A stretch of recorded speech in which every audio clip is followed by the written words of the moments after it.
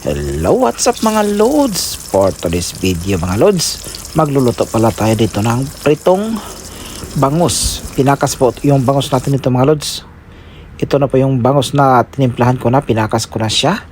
Nilagyan ko na po ng paminta, asin at saka may bitsin na po yan mga loads.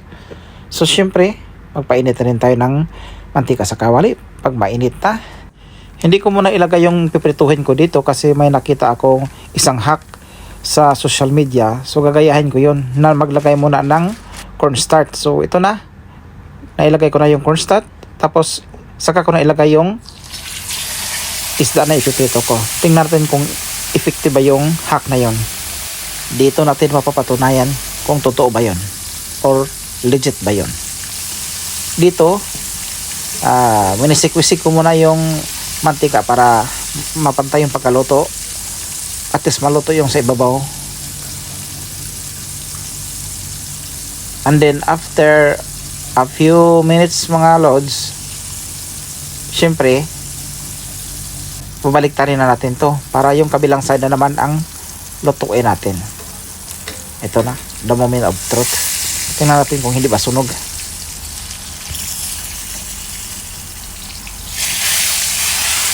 Ayun, medyo sunog pero hindi naman siya masyado.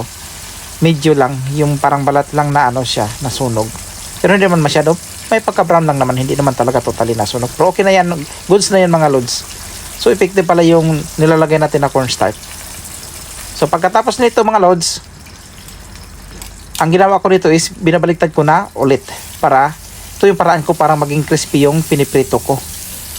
So hindi lang po isang beses ko binabaliktad, pangalawang beses po ako nagbaliktad para maging crispy. Yun ang sekreto ko. So mga loads, ito na, isusum in na natin. Tingnan natin, ito na final look natin. So luto na po ito mga loads. Pipliting na po natin. At yan, pipliting na po natin. Katapos nito, tikiman time na mga loads. Tara na, tikman na natin kung masarap ba to o hindi. So effective yung, para sa akin mga loads, effective po yung maglagay ng cornstarch. So ayan mga loads, tikiman na. Dito tayo magmuna. Tumahin natin.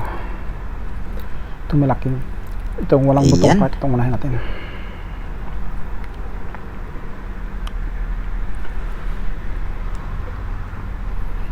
So natin.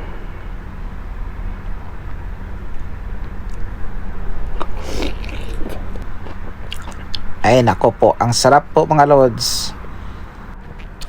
So subscribe for more mga loads. See you on my next video mga loads. Babu.